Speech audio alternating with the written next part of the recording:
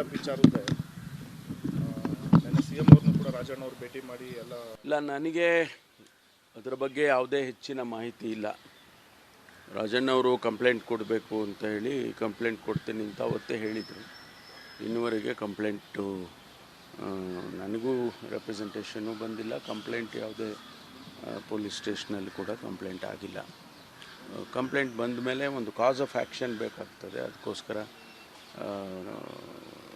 ಅದನ್ನು ಬಂದ ಮೇಲೆ ಮುಂದೆ ಏನು ಮಾಡಬೇಕು ಅಂತ. ಈ ಮಧ್ಯೆ ನಾವೇನು ಇದನ್ನು ತನಿಖೆ, ಉನ್ನತ ಮಟ್ಟದ ತನಿಖೆ ಅಂತ ಹೇಳಿದ್ವಿ. ಅದರ ಬಗ್ಗೆ ನಾನು ಮುಖ್ಯಮಂತ್ರಿಗಳ ಜೊತೆಯಲ್ಲಿ ಮಾತಾಡಿದ ಮೇಲೆ ಯಾವ ರೀತಿ ಮಾಡಬೇಕು ಅನ್ನೋದ್ರ ಬಗ್ಗೆ ಪ್ರೆಲಿಮಿನರಿಯಾಗಿ ಒಂದು ನಾವು ವರ್ಕೌಟ್ ಮಾಡಿದ್ದೇವೆ. ಅದನ್ನು ಅನೌನ್ಸ್ ಮಾಡೋದಕ್ಕೆ ಮುಂಚೆ ಮುಖ್ಯಮಂತ್ರಿಗಳ ಜೊತೆಯಲ್ಲಿ ಮಾತಾಡಿದ್ವಿ.